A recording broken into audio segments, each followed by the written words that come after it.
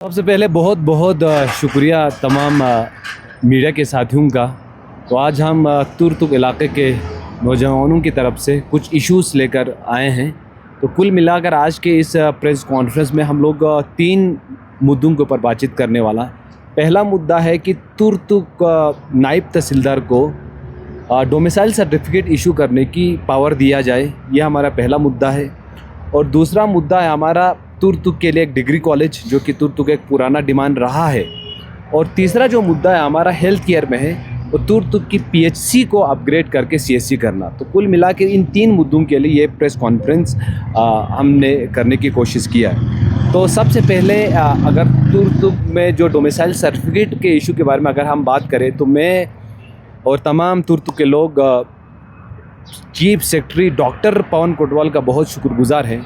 उन्होंने 2024 में SO 16 के हिसाब से तुर्तुक की नायब तहसीलदार को जम्मू कश्मीर रिजर्वेशन एक्ट के अंतर्गत कुछ पावर दिए गए थे।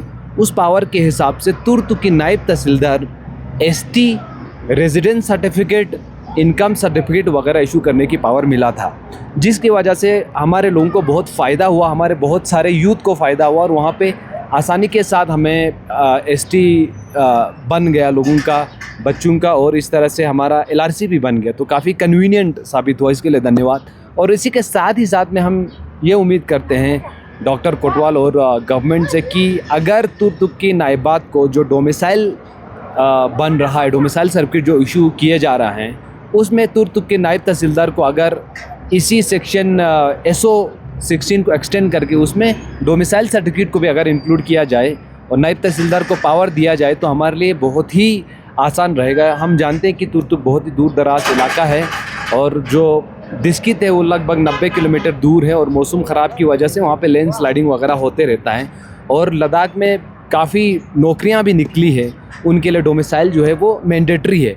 तो नौकरियों के लिए कम टाइम भी है, तो कोई बच्चा छूटे ना, इसीलिए हम अपील करना चाहते हैं कि तुर्तुक की कन्वीनियंट के लिए नायब तहसीलदार को पावर दिया जाए।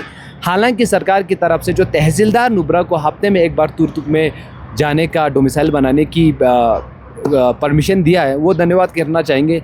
लेकिन अगर नायब तहसीलदार को ये पावर दिया जाएगा तो हमारे लिए बहुत आसानी होगी और जल्द से जल्द नौकरियों के लिए हम अप्लाई कर पाएंगे डोमिसाइल के साथ। तो पहला मुद्दा ये है, और हमें उम्मीद है कि सरकार और डॉक्टर पवन कोटवाल और UT एडमिनिस्ट्रेशन इस पर गौर फिक्र करके अगर मुमकिन है तो ये पावर जो है वो नायब तहसीलदार को दिया जाए।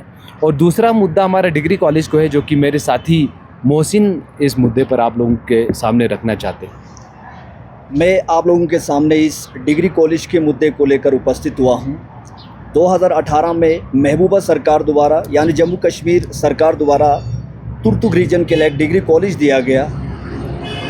लेकिन उसके बाद 2018 के बाद हमसे उस डिग्री कॉलेज को छीना गया, और छीनने के बाद उस डिग्री कॉलेज को और किसी जगह ले जाया गया। लेकिन हमें इससे कोई इतराज़ नहीं कि हमसे छीना गया, लेकिन इतराज़ इस बात पे है आखिर हमारी जो हक है इसको क्यों छीना गया। हम इस पर जस्टिस चाहते हैं, और उसके बाद हम इस लड़ाई को जारी रखें। हमने इस लड़ाई को जारी रखा, इस संघर्ष को हमने जारी रखा। और 2023 में यूनिवर्सिटी ऑफ लद्दाख के अंदर एक मीटिंग किया गया। उस मीटिंग पर भी इसी डिग्री कॉलेज के बारे में मीटिंग किया गया। लेकिन उसके बाद इस पर क्या परिणाम रहा, इसका क्या रिज़ल्ट रहा, वो रिज़ल्ट हमारे सामने अभी तक नहीं आया। उसके बाद यहाँ तक कि इलीज़र जॉर्डन डिग्री कॉलेज से भी ये आदेश भेजा गया कि जल्द से जल्द उस डिग्री कॉलेज को, जो तुर्तुक के लिए सैंक्शन किया गया था मैडम महबूबा मुफ्ती जी द्वारा, उसको जल्द से जल्द फंक्शन किया जाए। लेकिन उसके बावजूद भी इसका कोई परिणाम नहीं निकला। आज हम मजबूरन यहाँ पर आए हैं, और आप लोगों के माध्यम से हम सरकार से ये आग्रह कर रहे हैं कि हम सरकार से ये रिक्वेस्ट कर रहे हैं, इस समस्या का जल्द से जल्द समाधान तुर्तुक रीजन के जनता तक पहुंचाया जाए। उसके बाद हमारा इशू, एक और इशू है जो कि प्राइमरी हेल्थ सेंटर तुर्तुक को लेकर, जो कि लगभग 3 या 4 दशक से यह प्राइमरी हेल्थ सेंटर का अपग्रेडेशन हुआ ही नहीं है। तुर्तुक का जो प्राइमरी हेल्थ सेंटर है वो सिर्फ तुर्तुक गांव का ही नहीं, जबकि चुलुंखा से लेकर तुर्तुक, टैक्सी और थांग तक के लोग वहां पे इलाज करने के लिए अपने प्राइमरी हेल्थ सेंटर तुर्तुक में आते हैं। तो वहाँ पे हमारा गुजारिश है गवर्नमेंट से कि इसको अपग्रेड करके CHC किया जाए, क्योंकि देखिए आप एक तो इतने बड़े आबादी है, ऊपर से जो सेंटर है वो छोटा होने के कारण उनके ऊपर भी काफ़ी प्रेशर बढ़ जाता है। प्लस वहाँ से कोई सीरियस पेशेंट हो तो उसको हमको डिस्ट्रिक्ट में रेफ़र करना पड़ता है, जो कि लगभग 2.5 घंटे, कम से कम 2.5 घंटे का वहाँ पे मतलब जर्नी करना पड़ता है। तो ये 2.5 घंटा जो है वो एक सीरियस पेशेंट के लिए बहुत ज़्यादा हो जाता है। तो इसमें अगर इसको CHC किया जाए तो हमको वहाँ पे जो पेशेंट होगा, जो भी बीमार या मरीज़ जो भी आएगा, उसको एक अच्छे से अच्छे इलाज वहाँ पे उन्हें मिलेंगे। और दूसरी प्रॉब्लम यह आता है कि तुर्तुक और डिस्किट के बीच का रोड टेरेन आपको पता है, वहाँ पे स्लाइडिंग वगैरह होता है, स्पेशली जब विंटर्स में जब हैवी स्नोफॉल वगैरह होता है तो वहाँ पे गाड़ी लेके आना बहुत ज़्यादा रिस्की हो जाता है, बहुत स्किटी हो जाता है, वो स्किट कर जाता है गाड़ियाँ। तो वहाँ पे किसी एक पेशेंट की जान बचाने के लिए कई लोगों को जान जो है वो रिस्की हो जाता है। तो हमारा गुजारिश है कि वहाँ पे जो प्राइमरी हेल्थ सेंटर को अपग्रेड करके जो है CHC किया जाए, ताकि हमारे वहाँ के लोगों को अच्छे से अच्छे तुर्तुक, चुलुंका, तेक्शी, थंग सभी लोगों को अच्छे से अच्छे वहाँ पर इलाज मिले। जी। तो जहाँ तक PHC का जो सवाल है, तुर्तुक आप लोगों को जिस एरिया के बारे में हम बात कर रहे हैं वो 71 के बाद हिंदुस्तान में आया है और एक पुराने PHCs में से। तो हम बात कर रहे हैं कि इस PHC पे बर्डन बहुत ज़्यादा है, पेशेंट का बहुत बर्डन है। वो सिर्फ लोकल के दृष्टिकोण से नहीं, हम सब जानते हैं कि तुर्तुक एक पॉपुलर टूरिस्ट डेस्टिनेशन भी है। तो तुर्तुक में टूरिस्ट का इन्फ्लक्स भी ख़ासकर समर्स में, पीक सीज़न में बहुत ज़्यादा होता है। तो उस दौरान बहुत मुश्किल हो पाता है कि उस हॉस्पिटल को मैनेज कर पाना। और तुर्तुक का जो PHC का मांग अपग्रेड CHC का करना कोई नया नहीं, ये भी काफ़ी पुराना है। तो हमें उम्मीद है कि ये बात हम लोगों ने सरकार के सामने रखा है, कई बार रखे, और सरकार शायद इस पे काम भी कर रहे हैं। तो हमें उम्मीद है कि इसको अपग्रेडेशन होगा। एक दूसरी बात, CHC में अभी सरकार की जानिब से हम धन्यवाद ये कहना चाहेंगे सरकार का, जो तुर्तुक का CHC है वहाँ पे MCH जो है वो अप्रूव हुआ। MCH का मतलब है मदर चाइल्ड केयर हॉस्पिटल। तो तुर्तुक का वो जो मदर केयर जो हॉस्पिटल है, लेकिन वो अभी तक ज़मीन पे उतरा नहीं है। इसमें बार बार इसका जो टेंडर कैंसिल हो रहा है। तो हम ये समझ में नहीं आ रहा कि ये टेंडर कैंसिल क्यों हो रहा है। अगर सरकार को दिक्कत आ रहा है, कोई अगर कॉन्ट्रैक्टर उसको लेना नहीं चाहेंगे तो हम पब्लिक को ये हवाला कर दीजिए, हम उतने बजट में हम इसको एक्सपेंड कर लेंगे। और साथ में बोगदंग में भी एक PHC है, उसकी भी हालात अच्छा नहीं है। तो वहाँ पे भी मैं समझता हूँ कई बार ये कॉन्फ्लिक्ट तुर्तुक और बोगदंग में रहता है कि खासकर MCH को लेकर या अपग्रेडेशन ऑफ CHC को लेकर कि कहाँ पे हम ले जाए। तो हम MCH के बारे में क्लियर है कि अगर बोगदंग में भी एक्सपेंड करके वहाँ पे भी एक MCH हो तो ज़्यादा कॉन्फ्लिक्ट भी नहीं होगा। और दोनों जो गांव है, दोनों एरिया की जो गांव है, जो इलाका है, वहाँ पे फ़ायदा होगा लोगों के लिए। तो ये हमारी एक और मांग, और हमें उम्मीद है कि इन मांगों पर सरकार विचार करके कुछ न कुछ रिज़ल्ट और परिणाम जल्द से जल्द आ जाएंगे।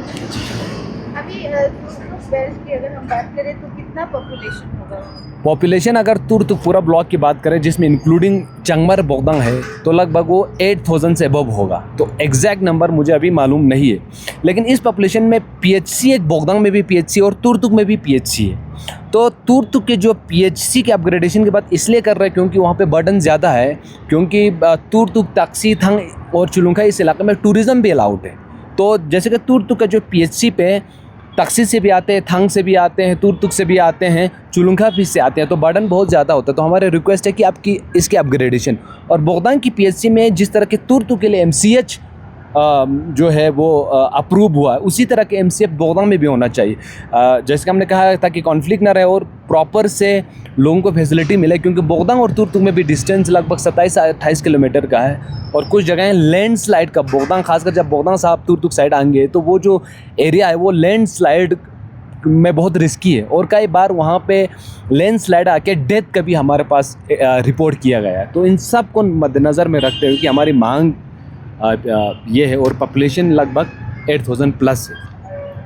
आपका एक वहाँ पे जितने भी अभी इशू है उनके सामने है? जी, तो जहाँ तक हमारे काउंसलर का सवाल है वो काम करते हैं, और ये हमारी यूथ की भी एक जिम्मेवारी होता है कि सरकार से कुछ अगर काम छूटता है या उस काम में कमी रहता है तो उसकी आवाज़ हम उठाएं। और ये बात हमने रखा हुआ PHC को अपग्रेड करने का CHC हम अपने काउंसलर का खुद के डिमांड में भी, अगर आप मैनिफेस्टो वगैरह देखेंगे तो उसमें भी एक पॉइंट ये रहा है। तो उनके टेबल पे हमेशा से हमने इन मुद्दों को पहुंचाया है, और ख़ासकर डोमिसाइल का जो मुद्दा है, आज हमने डॉक्टर कोतवाल से मिलने के बाद हम अपने ईसी से भी मिलने गए हैं, उनके सामने भी रखा है। तो हम एक कॉन्स्ट्रक्टिव पॉलिटिक्स में यकीन रखते हैं। हम ये यकीन रखते हैं कि अगर हम यूथ हो या जो एक्टिविस्ट हो या अपोजिशन हो, अगर सब मिल के कॉज के लिए कलेक्टिवली काम करेंगे तो ज़्यादा हमारे इलाके लिए फ़ायदा होगा, क्योंकि हमारा इलाका छोटा है तो इसमें बहुत ज़्यादा बड़े डिस्ट्रक्टिव पॉलिटिक्स की गुंजाइश नहीं है, छोटी सी कम्युनिटी है। तो इसलिए हम चाहते हैं कि कलेक्टिवली कुछ चीज़ें